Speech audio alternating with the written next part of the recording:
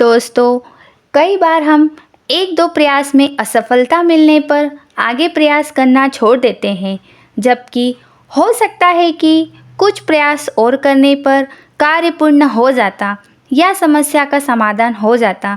यदि जीवन में सफलता प्राप्त करनी है तो बार बार असफल होने पर भी तब तक प्रयास करना नहीं छोड़ना चाहिए जब तक सफलता नहीं मिल जाती।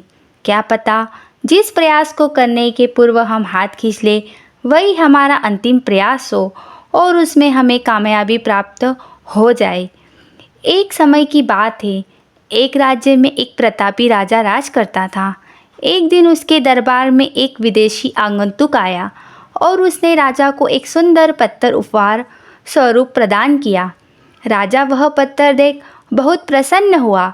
उसने उस पत्थर से भगवान विष्णु की प्रतिमा का निर्माण कर उसे राज्य के मंदिर में स्थापित करने का निर्णय लिया और प्रतिमा निर्माण का कार्य राज्य के महामंत्री को सौंप दिया। महामंत्री गांव के सर्वश्रेष्ठ मूर्तिकार के पास गया और उसे वह पत्थर देते हुए बोला, महाराज, मंदिर में भगवान विष्णु की प्रतिमा स्थापित करना चाहते हैं। 7 दिवस के भीतर इस पत्थर से भगवान विष्णु की प्रतिमा तैयार कर राजमहल पहुंचा देना। इसके लिए तुम्हें 50 स्वर्ण मुद्राएं दी जाएगी। 50 स्वर्ण मुद्राओं की बात सुनकर मूर्तिकार खुश हो गया और महामंत्री के सजाने के उपरांत प्रतिमा का निर्माण कार्य प्रारंभ करने के उद्देश्य से अपने औजार निकाल लिए। अपने औजारों में से उसने एक हथौड़ा लिया और पत्थर तोड़ने के लिए उस पर हथौड़े से वार करने लगा, किंतु पत्थर जस का तस रहा। मूर्तिकार ने हथौड़े से कई बार पत्थर पर किए, किंतु पत्थर नहीं टूटा। 50 बार प्रयास करने के उपरांत मूर्तिकार ने अंतिम बार प्रयास करने के उद्देश्य से हथौड़ा उठाया, किंतु यह सोचकर हथौड़े पर प्रहार करने के पूर्व ही उसने हाथ खींच लिया कि जब 50 बार वार करने से पत्थर नहीं टूटा तो अब क्या टूटेगा।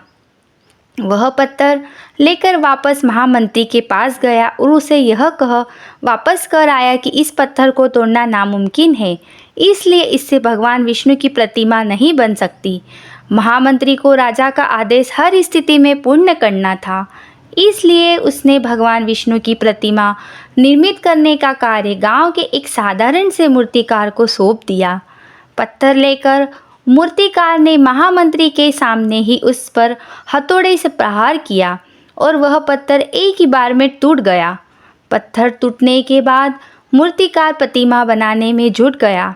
इधर महामंत्री सोचने लगा कि काश पहले मूर्तिकार ने एक अंतिम प्रयास और किया होता तो सफल हो गया होता और 50 स्वर्ण मुद्राओं का हकदार बन जाता। दोस्तों, आपको यह कहानी पसंद आई हो तो हमारे चैनल दिव्य देव दृष्टि को सब्सक्राइब जरूर करें और साथ ही बेल आइकन को दबाएं, जिससे आपको आने वाले ऐसी सुंदर सुंदर कहानियों का नोटिफिकेशन मिलता रहे।